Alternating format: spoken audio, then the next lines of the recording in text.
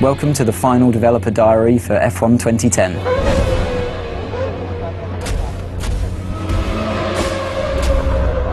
At the beginning of the game, you don't start off as a test driver, you start off as a driver that's managed to secure a seat in a team at the beginning of the year.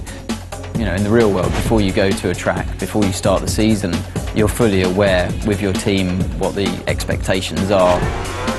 Depending on the kind of difficulty level that you've selected, that determines the teams that are open to you at the beginning of the game.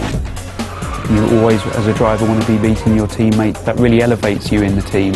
It also alerts the other teams to your ability. The garage is a key location in the game. You've got your animated crew working on your car, your race engineer feeding you intel. You've actually been lucky enough to have real race engineers get into the motion capture suits and really just perform the tasks that they do day to day. And it really is a great sensation when you come in there and you see your whole team around you and you really feel a part of that atmosphere. When you talk to teams and you talk to drivers, they don't actually do the level of car setup work you would normally see in a racing game. You're not going there with the wrong gear ratios, with the wrong aero for that circuit. It's up to the driver to just finally tweak the car to your style, not to make drastic changes. The expectations from the driver playing the game are the same as what they would be in real life, given your machinery.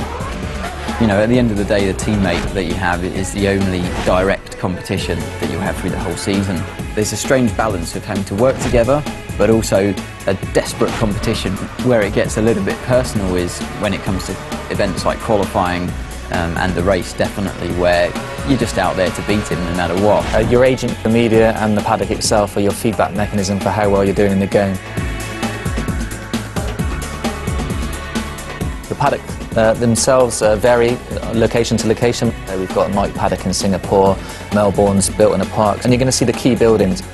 So the paddock's going to get busier, more press there, more pit girls hanging around, more rival drivers interested in you, the better you do on the track. We've got two different types of media in the game. You've got the impromptu media and you've got the press conference.